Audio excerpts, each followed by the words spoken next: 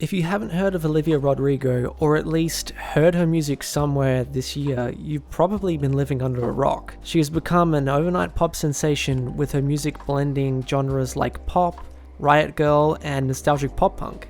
Her music has gone viral on TikTok, some of her other songs have been the most streamed songs all over the world, and she is essentially the biggest thing in pop music right now. For many Triple J fans, it has come as a surprise to hear Olivia's music on the Australian government-funded youth radio station for a few reasons. Not only have her songs been given a spin here and there, but while I'm creating this video, she stands to be the most played artist on the station this year so far. It seems every week I see someone voicing disdain for this decision to play her music on Triple J forums and groups. So why are people so agitated by this?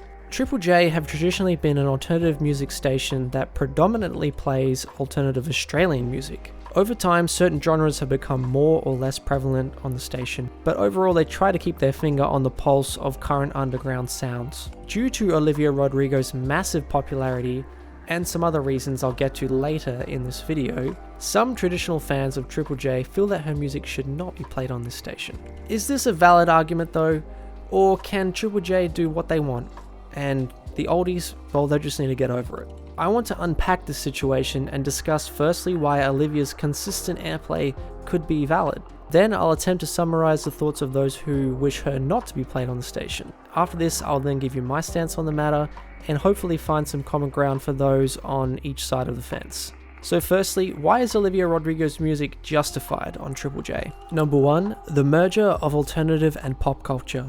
Yes, this is a real thing. Since the rise of the internet and technology, there has definitely been less of a divide between alternative and pop music. Triple J have rightfully said lately that pop is not a bad term anymore, and they are happy to play pop music. This is quite evident in their recent Hottest 100 results and most played artists. Number 2, the rise in pop punk nostalgia music. Pop punk has traditionally been a genre Triple J have played, especially in the late 90s and early 2000s. The genre is back though, and artists like Machine Gun Kelly and Willow are putting more pop punk music into the mainstream. Both these artists have been given Triple J attention since converting to Blink-182 copycats, and I think Olivia's music could be considered to be similar to that sound. She has openly admitted about one of her biggest hits being inspired by pop punk legends Paramore, and it clearly has a similar sound. Number 3, Triple J are more aware of their past appearance of music snobbery.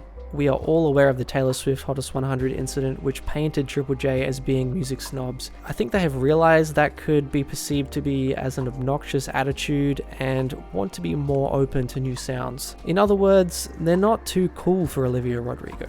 Number 4, her album Sour actually sounds pretty alternative. Yes, she may have huge commercial attention, but her album she put out is not just a pop release. It's kind of edgy. There's rock songs on there, there's psychedelic sounds, there's catchy hooks, and it's actually quite underproduced for a so-called pop album. Seriously, take a listen to the drums on Good For You. They almost sound as raw as Pup's last record, which is pretty bold for a pop release. Number 5, she is currently representing alternative culture. Maybe those who are crying about this haven't realized that she is the alternative. She could be just the leader of the pack. I think there are big similarities between Olivia Rodrigo and Billie Eilish's career trajectories, and Billie was pretty adored by Triple J. And number 6, Triple J liked her music and they think it fits their brand. At the end of the day, it's their station and they can play what they think is representing the music of young people in Australia. So I honestly believe there are many valid reasons for her music to be included on Triple J, but I also see where people who don't like it are coming from. Here are some of their reasons.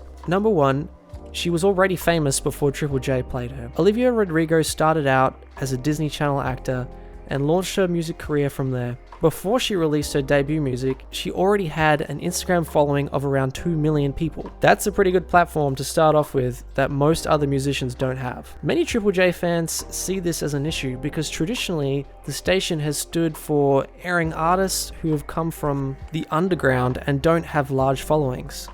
Obviously, there are some artists that the station plays who start small and then get big. For example, when Triple J first played the likes of Billie Eilish, Khalid, Lord, and Tones and I, they were all little known artists.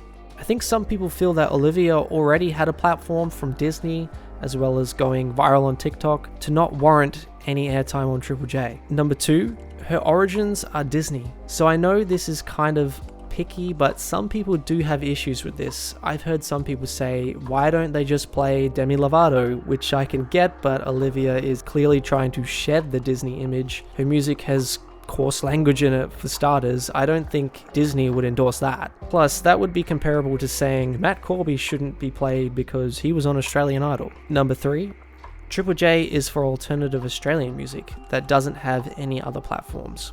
This I can kind of understand a bit. I think that some people feel that Olivia Rodrigo's airtime is hogging space for up-and-coming Australian artists. At its core, that is what Triple J is funded for, but on the other hand, we all know they play international music as well. They just choose which international musicians are fitting their current sound. Number 4, Triple J should only be for obscure music. Traditionally, yes, it has been, but I think that is something they want to change. Predominantly, I think it kind of still is though, so I see this argument. And number 5, Triple J is funded by Australian taxpayers, and that money should not be used as a platform for someone who already is TikTok famous. I'd have to say, this is hard to deny. As an Australian taxpayer myself, I want to see my money put to good use, and giving alternative Australian artists a fair go. So there are strong arguments either way, and I can see where both sides are coming from. Here's where I land on this one though. I'm very much in the middle. At the end of the day, Triple J can do what they want. It doesn't matter how much people whinge, they make the calls. I think that if Triple J want to play Olivia Rodrigo, it doesn't really bother me that much. In my opinion, her music is pretty alternative, and if you hadn't heard it before and it came on Triple J, it probably wouldn't sound that out of place on their current playlist. The main thing I disagree with that Triple J are doing though is her extremely heavy rotation. For her to be the most played artist of the year just doesn't sit right with me. I think it does come back to the Australian taxpayer money thing in that it should be used to promote mostly Australian artists. I wouldn't mind if they gave her some spot plays or light rotation, but for her to be on heavy rotation all year is pretty poor management. We have all heard her music enough, Triple J. We don't need you thrashing her music too. And it's not just Olivia Rodrigo getting overplayed. There are other non-Australian artists with probably a little bit too much airtime in there too. I think Triple J do a great job of mostly playing Australian music, but what is stopping the station from making it like a 90% Australian music station? That would be taxpayer dollars well spent. Hey everyone, thanks for watching. If you like this video and you want to see more content about Australian and West Australian music, please subscribe and like this video too. Thanks, see ya.